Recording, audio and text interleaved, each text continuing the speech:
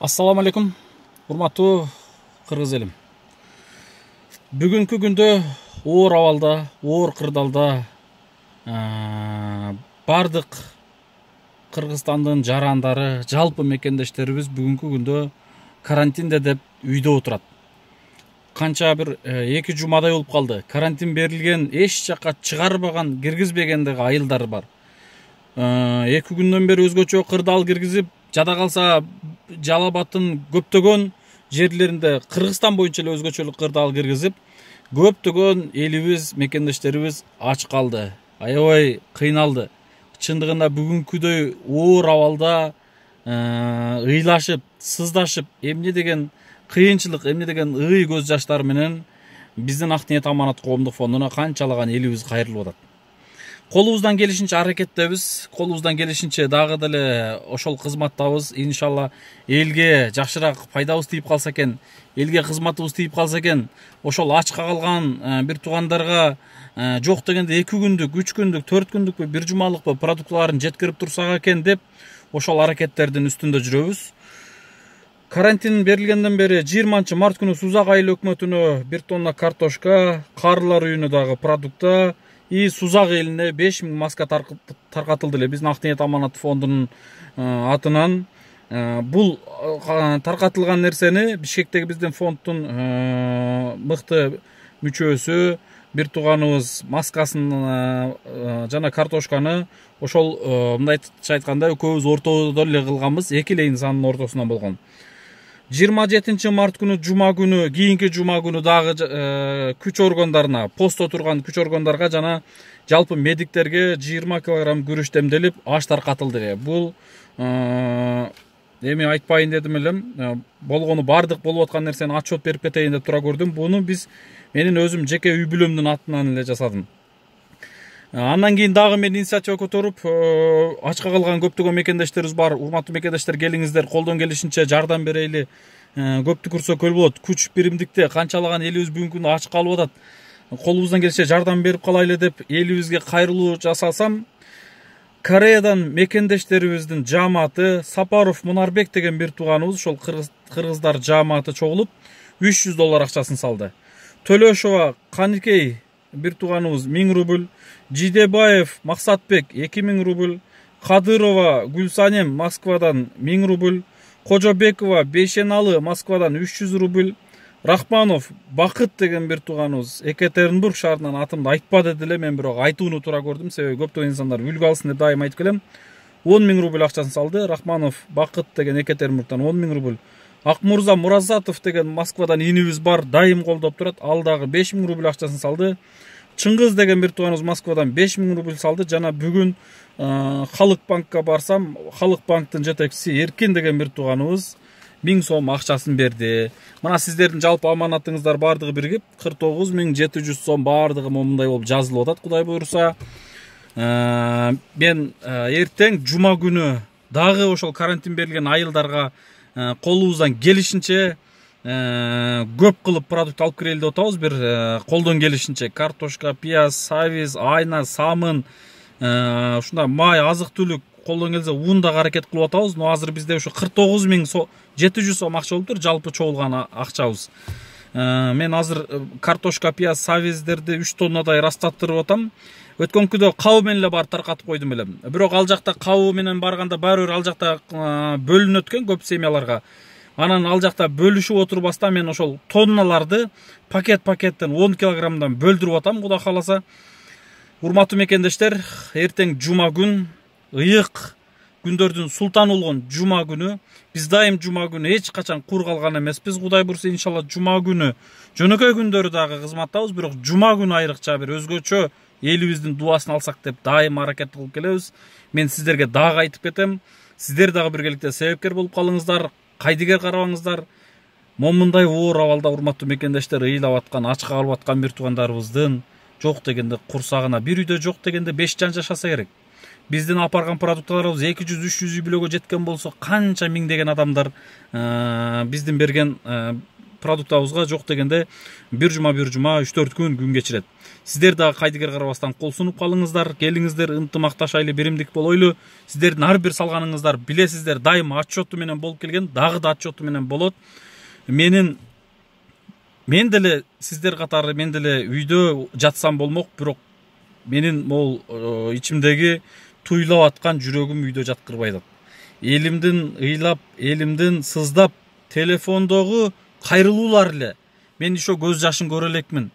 Бирок телефондон угуп кайрылган көз жаштарын укканымда жүрөктөрүм тилинип кетип атат. Үйдө отура албай атам. Ошол инсандарга колумдан келишинче жардам берип калайлы деп мен дагы да сиздерге кайрылып кетип атам. Урматтуу туугандар, мындай нерсени туура түшүнөсүздөр деп ойлойм. Келиңиздер, ынтымакташайлы, биримдик болойлу. Аллах таалам күч кубатты берген болсо, сабырды берген болсо, Кудай калса бул сыноодон да чыгабыз. Bundan да оор сыноолордон чыгып келгенбиз. Албетте кыргыз элим кылымдарды карытып келген билесиздер. Кыргыз элим эмне деген нечен кыйынчылык, оор сыноолорду башынан өткөрүп келген. Үркүндө өткөрүп келген. Үркүндө билесиздер, канчалаган ачарчылык күндөрдү өткөрүп келген. Кылым карыткан кыргыз элим бул сыноодон дагы өтөбүз, Кудай калса. Бул сыноо жөн берилген жок, урматтуу мекендештер, мен дайым айтам. Бул сыноо жөн гана келген жок элибизге. Бул сыноонун артында эмне деген нерсе жатар балким. Урматтуу туугандар, Аллахтан берилген сыноо, Аллахты эстеп, Аллахка жалбарып, дуа кылып, ибадат кылып, жаныбызда жашап аткан жакыр үйбөлөрдүн көп дуаларын алып калайлы, акыреттик жашоого даярданып калайлы. Урматтуу мекендештер, бул сыноо жөн келген жок. Элибиз өтө бир башкача нуукка түшүп кетип бараткан. Өзүңүздөр жакшы билесиздер. Текеберленип, кыйбат кылып, ушак сүйлөп, айкын сүйлөп, бири-бирин көрө албай текеберленип, кыйын болуп, модаланып, такыр бир жада калса бир туганга дагы жакшы мамиле кылбай калган заман болуп калган. Ысырапкорчулукту айтпайын эми. Мен айтып атам, канча аш берген, той берген бир тугандарыбыз мына бүгүн элибиз домунда ошол карантин берген айылдарда бир сындырым нанга зар болуп отурат. Урматтуу медер балам, бүгүн жей турган наным жок, 3 күндөн бери нан жок, 3 күндөн бери макарон жеп атам, макарон жей берип көнүм айланып кускум келди деген 60 жаштагы аталардын кайрылуусун укканда, урматтуу туугандар, жүрөктөр тилинет. Бир убакта ошол бүгүнкү бир сындырым нанга зар болгон элибиздин бир сындырым нанга зар болуп келгенбиз. Бир убакта эле эмес, кече эле мына аш берген, той берген бир туугандарыбыз ашып калган, артып калган тамактарын жакындарына, муктаждарга таркатып коюуну ыраа көрбөстөн мусорга, таштандыга таштаганга чейин барган убактар болду, урматтуу мекендештер. Бул чындык. Мен канчалаган нерселерди көрүп келгем. Көрүп, өз көзүмөн көргөндү айтып келип атам, урматтуу туугандар. Эмне деген ысырапкорчулук. Могул кийимдерди айтпайлы эми. Бүтүн эле кийимдерди алмаштырып, атаңдашып, башкалар менен тең эле болбой текеберленип, жасакерленип жашап калган убактар болгон. Аллах таалам мына бекеринен бул сыноону берген жок. Бул сыноо менен элибиз үлгү алып, элибиз сабак алып, элибиз бир башкача нуукта кийин жашаса экен деп айтар элем. Бул сыноо бизге жеңилинен эле чыгып кеткенди Аллах насип этпесин. Мен ушундай бир текеберленген, мен ушундай бир кыйынчылыкта элине жардам бербеген, өзүм деп мурдун көтөрүп басып калган элибизге бул сыноону нечен дагы да берсек экен деп мен Кудайдан тилейт элем. Ошондо ошол инсандар ойгонуп, ойлонуп, артындагы кыйналып аткан элин ойлоп, ошол бир сындырым, бир нандын бир читем жеп калганын ыргытып ирип, эттеринин жарымын жеп, эми айта берсем көп бул мелочка кирет, бирок ошондой нерсеге барып аткан элибиз ушул сыноо менен оңолсо экен деп мен айтаар элем. Урматтуу мекендештер, сөзүм катуу тийсе кечиресиздер. Аллахтан берилген сыноо. Аллах таала бардыгы бул Алланын буйругу менен. Мен кече айттым. Дарактын башында турган жалбырак дагы жерге жөн түшпөйт. Аллахтан өкүм чыкканда жерге түшөт.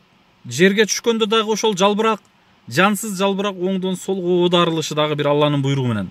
Бул сыноо дагы Алланын буйругу менен. Аллахты эстейли. Аллахка көп дуа кылайлы. Аллахка көп ибадат кылайлы. Үйдө бекербиз. Бардыгыбыз үйдөбүз. Аллах таала сонун мүмкүнчүлүк берип койду.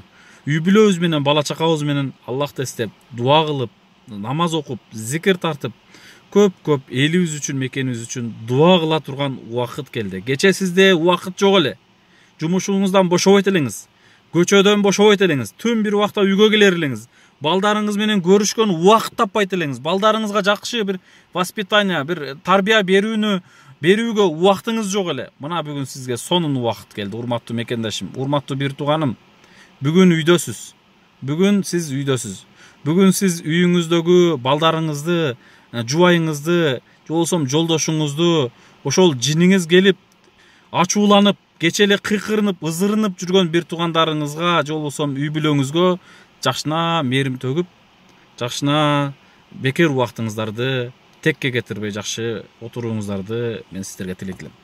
Урматтуу мекендештер, мен сиздерге сонун жерден түз эфир токтоп алып кайрылуу жасап атам. Үйдө отурасыздар билем, бирок момундай сонун бир кооз, ажайып кооз жер менен дагы сиз менен бөлүшүп кетүүнү туура көрдүм. Караңыздар, Кыргызстан жери эмне деген кооз жер, эмне деген алтын жер, караңыздарчы, сонун жер. Бирок ушундай кооз жерлерде инсандар жүрбөгөн болсо, анын кооздугу не пайда дейт экен. Караңыздар, мен ушундай кооз жерде бир инсанды көрбөй турам азыр, бир машинаны көрбөй турам. Ушунчалык бир жүрөк сыздайт. Кудай буйрса, бул кыйынчылыктардан да чыгабыз. Ушул кооздукту эс алып, ушул кооздук жерлерде үй бүлөбүз менен, жакындарыбыз менен жайытта сонун болуп жүргөн күндөр да аз эмес иншалла. Жакын күндөрдө ал күндөргө да жетебиз. Баарыңыздар аман болуңуздар, тынч болуңуздар. Ийгилик болойлу, ынтымак болойлу, биримдик болойлу, күч биримдикте. Урматтуу мекендештер, эртеңки ишибизге Аллах таалам ырбаж берген болсун. Дагы да эгерде колдойм деген болсоңуздар, биздин Ак ниет аманат фондунун WhatsApp эл сом байланыш номери 705 менен 33 77 90. Сбербанк картасы 42 76 38 01 15 76 16 99. Мен ылдыйга дагы темага дагы жазып коем. Ошол жактан көрүп, колуңуздардан келишче салым кошсоңуздар, сиздердин салымыңыздарга дагы кошуп, көбүрөөк үй бүлөлөргө көбүрөөк продукт алып барат элек иншалла. Аман болуңуздар. Ассаламу алейкум ва рахматуллахи ва баракатуху.